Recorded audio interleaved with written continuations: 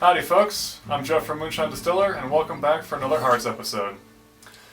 In this episode we're going to be discussing gins, which is actually one of my favorite spirits. It's a very versatile spirit, although it's essentially just flavored vodka. Of course the easiest way to make a gin is actually to use one of our essences, and all you need to do is add it to a quart, or actually 750 milliliters, of moonshine or vodka.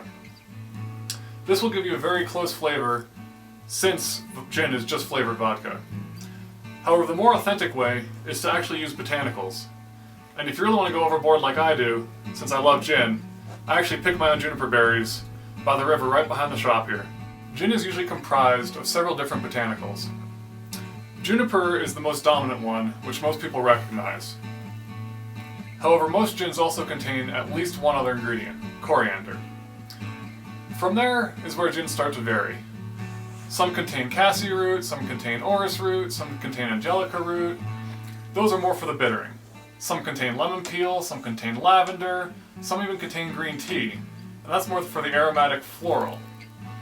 It really depends on what type of gin you're looking to make. You can make a strong gin, which is great in gin and tonics because the carbonation of that really helps bring out some of those compounds. Or you can make a lighter one, which is great for martinis. You can make a more botanical heavy one, which will taste a little bit more medicinal and a little bit more bitter. Or you can make a more floral one. So you might be asking why we have two different types of gin essences. That's because there's two main different types of gin.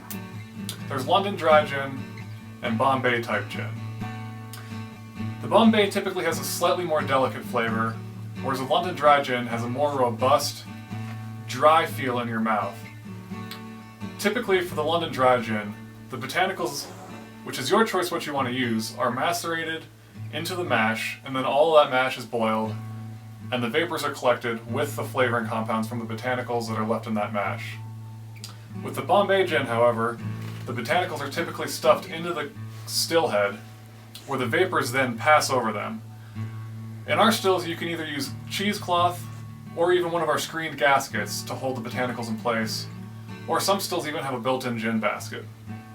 When the vapors pass over these botanicals, that creates a much more delicate, softer flavor and brings through a lot more aromatics and a lot less of the bitter, dry compounds.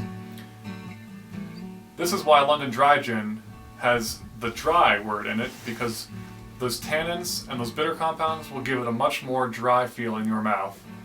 So there you have it. Gins can be all across the board, using all kinds of different botanicals to create all kinds of different flavor combinations.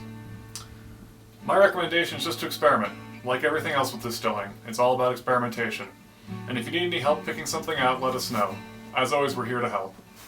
Thanks for tuning in. We'll see you next time.